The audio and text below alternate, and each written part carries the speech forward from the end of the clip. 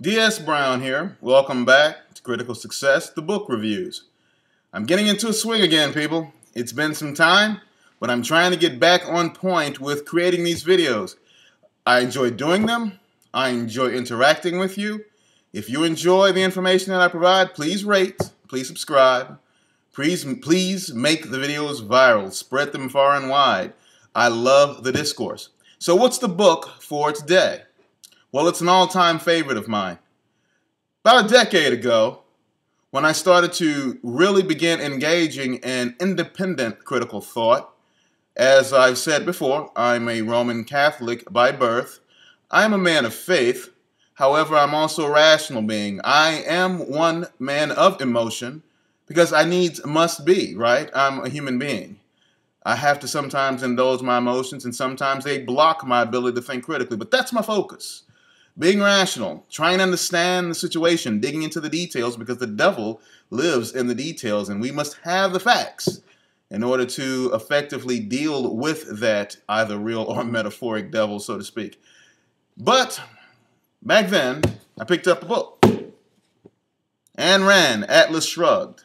Now, I'm an avid reader, so much of what I read does impact my ability to think, my thought processes, how I go about viewing the world. But that's the beautiful thing about reading. It offers up wondrous perspective. It opens up new vistas. You see beyond the horizon through the thoughts and words of someone else who had the time and energy, found the time rather, and the energy to put together something remarkable.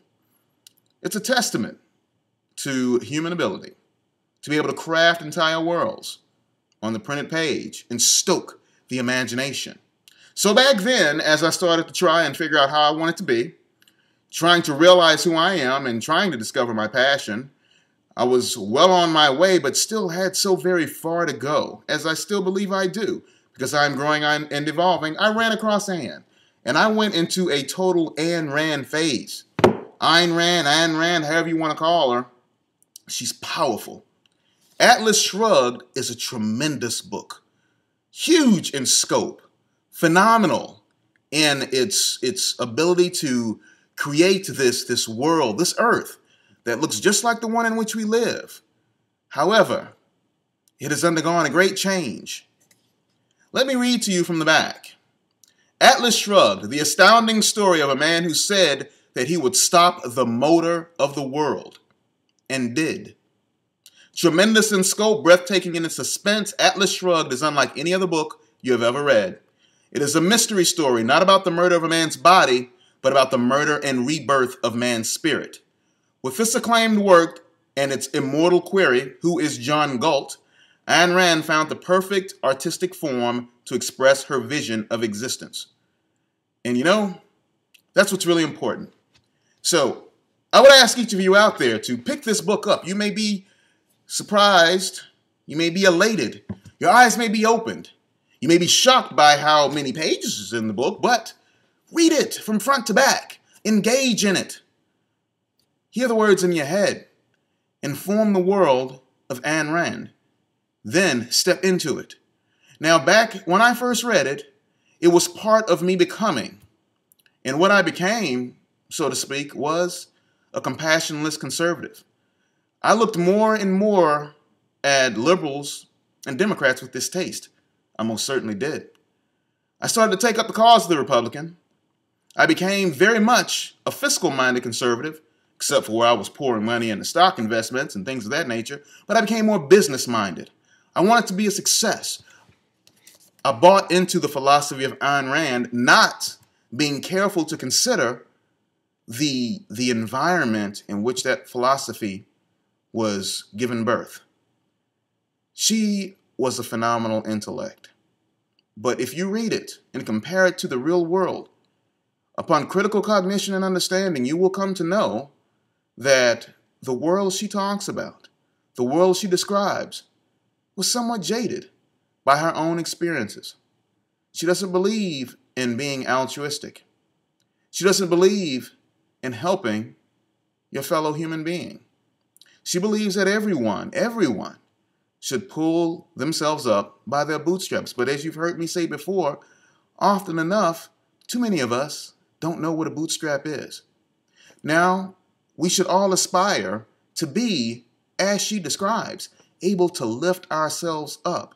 But here's where altruism comes in, and it's where I shifted my philosophy. I was so into Ayn Rand, I was quoting her all the time, except for the part where she says women shouldn't lead or shouldn't be president, even though the woman, Dagny, in this book is a tremendously powerful intellect and a phenomenal woman.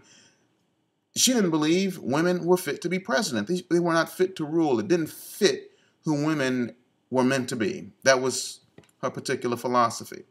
But let's throw that out. That's just one facet. At the bottom line, this is a woman who came from communism to capitalism and free enterprise. And she considered that to be the highest virtue.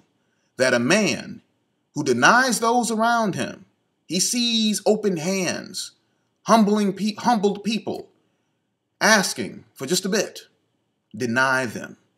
Tell them to figure it out for themselves. Because I care about me.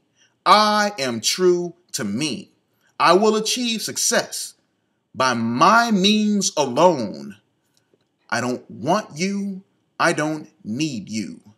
Because needing and wanting you describes and builds a symbiotic relationship that is deteriorating and destructive in nature. From the greatest to the least. And to the least, they don't grow. They become leeches. They suck the life from those that achieve. That is what Ayn espoused. And she saw this taking place where she was born.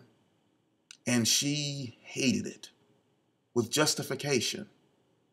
From those who could create, from those who could innovate, it was demanded that they give of their own free will.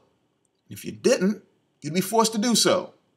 You weren't allowed to create wealth for your own indulgence. You weren't allowed to succeed because you wanted to. You didn't have a choice. Yes, that is what she saw, and that is what she wrote about.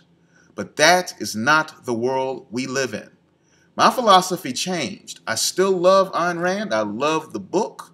Atlas Shrugged is phenomenal. Pick it up. Read it today. Learn from it. Relate it to the world around you and realize that the men she describes in this book, we can all aspire to have some of what they have. To take advantage of capitalism and the free market. To be enterprising and innovative. But also, we can afford to be a little altruistic and help the people around us. There's no need to be compassionless. We should, we can, we must be compassionate. I now take the time to lead, to help, to guide, to speak, to promote change. Not to create an entitlement nation, no, but to create a nation of people that are like-minded in the fact that they want to stand on their own. They aspire to greatness. They want to achieve critical success. And they will do it if only you show them the way. The book isn't the answer to everything, but it's a beacon. I firmly believe you can learn something, a little of something, from everything and everyone. Read Atlas Shrugged, people. I guarantee you, it's worthwhile. You will thoroughly enjoy it. D.S. Brown here. See you next time.